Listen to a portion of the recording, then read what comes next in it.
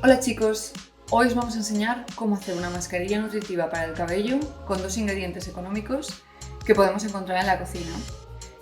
Los ingredientes van a ser aceite de oliva, 2 huevos y luego vamos a necesitar un bol donde haremos la mascarilla y podéis utilizar un tenedor para batir los huevos o si necesitáis un batidor como este o si tenéis una batidora de mano también funcionaría. Vamos a utilizar los 2 huevos y vamos a poner 2 cucharadas de aceite. Me falta la cuchara.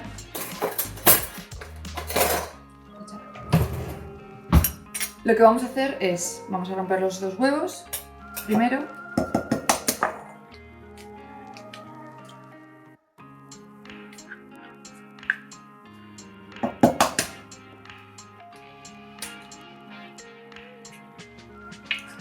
Y vamos a añadirle 2 cucharadas de aceite de oliva.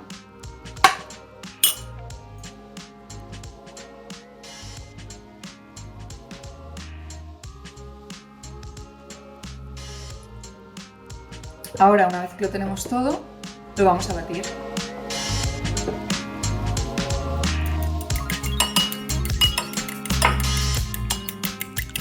Ahora aplicaremos la mezcla de raíz a puntas, cubriendo todo el pelo, y para ello vamos a utilizar un peine de dientes anchos.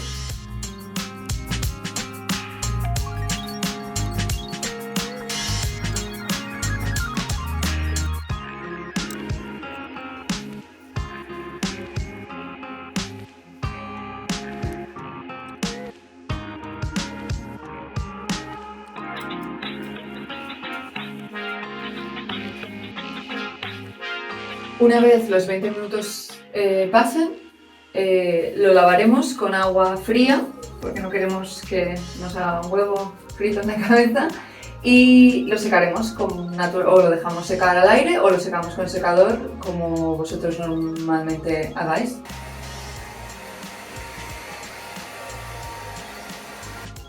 Y así terminaríamos la mascarilla nutritiva para el pelo.